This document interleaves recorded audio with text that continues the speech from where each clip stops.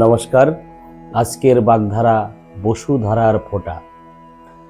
বিবাহের মঙ্গল অনুষ্ঠানে দেওয়ালে একটি স্বস্তিকা এঁকে বসুধারার ফোঁটা অঙ্কন করার নিয়ম রয়েছে।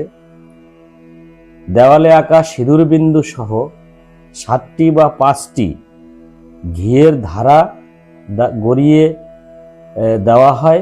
বাংলা সাহিত্যে এই মঙ্গল অনুষ্ঠানকে বাগধারা হিসেবে প্রয়োগ দেখা যায়।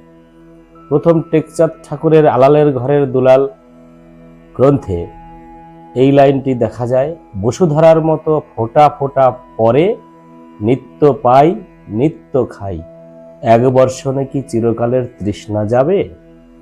বসুধারার ফোঁটা দেওয়ার পেছনে মহাভারতের একটি কাহিনী রয়েছে। মহাভারতের শান্তি পর্বে পিতামহ ভীষ্মের কাছে যখন রাজা যুধিষ্ঠির ন্যায়নীতি শিক্ষার জন্য যান, তখন উপরিচর নামে এক রাজার কাহিনী পিতামহ ভীষ্ম যুধিষ্ঠিরকে শোনান। কে এই উপরিচর? তিনি হলেন চেদিরাজ বসু। তিনি ইন্দ্রের দেওয়া এক রথে করে আকাশমার্গে ঘুরে বেড়াতেন, তাই তাকে বলা হতো উপরিচর।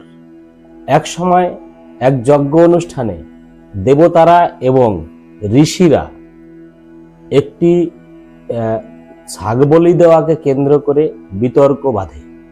দেবতারা বলেন যে যজ্ঞে ছাগ বলি দিতে হবে, কিন্তু ঋষিরা বলেন যে ছাগ শব্দের অর্থ অজ শব্দের অর্থ হচ্ছে ছাগল নয়, অজ শব্দের অর্থ হচ্ছে যার জন্ম হয়নি, অর্থাৎ বীজ, এটাকে নষ্ট করা যাবে না, তাই যজ্ঞ অনুষ্ঠানে ছাগ বলি দেওয়া যাবে না।